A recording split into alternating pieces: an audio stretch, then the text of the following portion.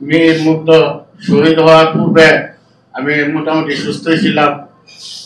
মীর মুগ্ধ শহীদ হওয়ার পর আমি এক প্রকার অসুস্থ হয়ে পড়েছি। কথা বলার অনেক ছিল, আমি কথা বলতে পারবো না, কারণ আমি অসুস্থ। আগে থেকে আমার ডায়াবেটিস, প্রেশার, বিভিন্ন রোগে।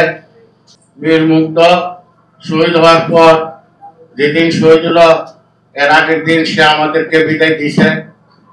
আমরা, আমার বড় ছেলে সহ, বড় বউ সহ, ছেলের বউ সহ আমরা চট্টগ্রাম গেছিলাম আমার বড় ছেলের শ্বশুর বাড়িতে। আমরা যাওয়ার পরে বিকাল সন্ধ্যার দিকে, সন্ধ্যার পূর্ব মুহূর্তে আমরা গিয়ে পৌঁছে 10টা-11টার সময়। সন্ধ্যার পূর্ব মুহূর্তে খবর আসে। আমরা তো সাথে সাথে জানতে পারি নাই। আমার কাছে যে মোবাইল ছিল, আমার শহীদ মীর মুগ্ধর মার কাছে যে মোবাইল ছিল, আমার বড় ছেলে নিয়ে যায়, কারণ আমাদেরকে যদি তখন জানায় তখন আমাদেরকে নিয়ন্ত্রণ করতে পারবে না। আমরা অসুস্থ, আমার শহীদ মুগ্ধর মা হার্টের রোগী।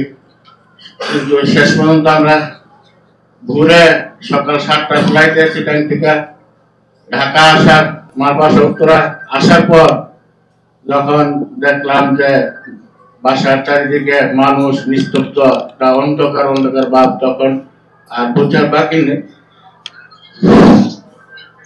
আমি শুধু একটি কথা বলতে চাই আপনাদের উদ্দেশ্যে, আমার ছেলে, 3 ছেলে, এখনের বর্তমান প্রজন্মের আমি যতটুকু বুঝি, আমি যদি আগে রাজনীতি করতাম, কিন্তু আমার ছেলেরা কোনো ছেলে রাজনীতি পছন্দ করে না, এবং তারা রাজনীতি না করে দেশপ্রেমে উদ্বুদ্ধ হয়ে যেন চলতে পারে, সেজন্য আমি ছোটবেলা থেকে, প্রাইমারি হাই স্কুল থেকে মানবিক কাজে, যেমন স্কাউট, রেড কিচেন, তারপরে বিভিন্ন কবিতা আবৃত্তি, কবিতা বিতর্ক প্রতিযোগিতা, বিভিন্ন মেলা, সাংস্কৃতিক, এইসব কাজে তাদেরকে আমি দিয়ে রাখছি। এবং আমার ছেলেরা বিশেষ করে স্কাউটে উচ্চ পর্যায়ে যায়।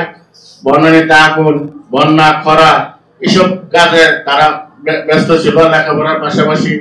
এবং ইন্টারমিডিয়েট পাস করার পরে তারা ফ্রিল্যান্সিং করতো, মাসে 1-1.5 লাখ 2 লাখ টাকা রুজি করতো। তাদের টাকা দিয়ে তারা চলতো, আমাদেরকে ফ্যামিলিতে সহযোগিতা করতো। আচ্ছা, যাই হোক, এগুলো আমি বলতে চাই না। আমি যারা এই 24-এর গণ অভ্যুত্থানে, বিপ্লবী আন্দোলনে যারা শহীদ হয়েছে, সকল শহীদের মাগফিরাত কামনা করছি। এবং পৃথিবী সৃষ্টির পর থেকে জাতি, ধর্ম এবং দেশের জন্য যারা যুগে যুগে প্রাণ দিয়েছে, সকল আত্মার মাগফিরাত কামনা করছি এবং আপনাদের সুস্বাস্থ্য কামনা করছি।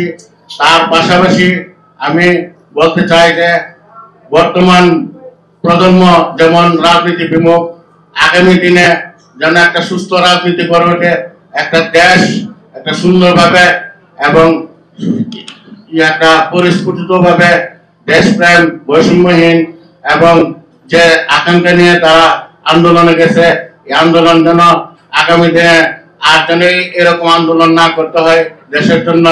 কারণ আমার ছেলে 15 তারিখ আমাকে প্রশ্ন করেছিল, আমরা যখন খাওয়া দাওয়ার পর একসাথে হই রুমে, তখন আমাকে প্রশ্ন করেছিল, আপু, এই যে ছাত্রদের আন্দোলন, এটা কি এই সরকার মানবে? তখন আমি বলছিলাম যে এটা একটা যৌক্তিক ছাত্র আন্দোলন, এই যৌক্তিক আন্দোলন এই সরকার মানতে বাধ্য।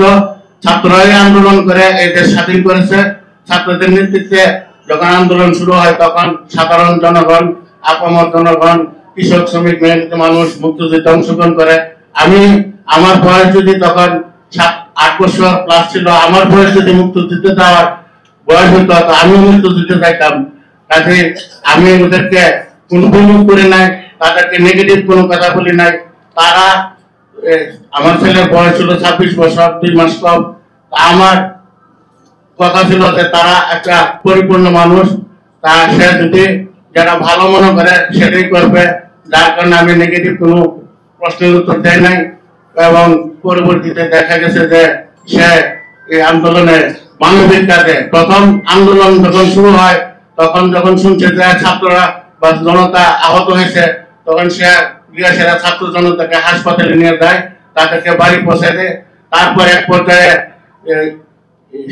চিকিৎসা সেবা দেওয়ার পর এই আন্দোলনে পানি বিস্কিট নিয়ে নামে এবং পানি খাওয়াইতে খাওয়াইতে ক্লান্ত হয়ে যায়, বসে পড়ে। তারপরে যখন দাঁড়ায়, আপনারা ভিডিও ফুটেজে দেখবেন, দাঁড়ানোর সাথে সাথে তার মাথায় গুলিবিদ্ধ হয়। কাজে আমি আপনাদেরকে বলবো, আগামী দিনে এরকম আর আন্দোলন করতে না হয় এবং এই জুলাই আগস্ট আন্দোলনের প্রকৃত বিচার যেন ভবিষ্যতে হয়, সেই বিচার আপনাদের কাছে দায়ভার। আপনারা যারা সাংবাদিক, আপনারা সুশীল লেখক সাহিত্যক, আপনারা আপনাদের কলমের দ্বারা, আপনাদের সাংবাদিকতার দ্বারা জনমানুষের পক্ষে আপনারা এগুলি তুলে ধরবেন।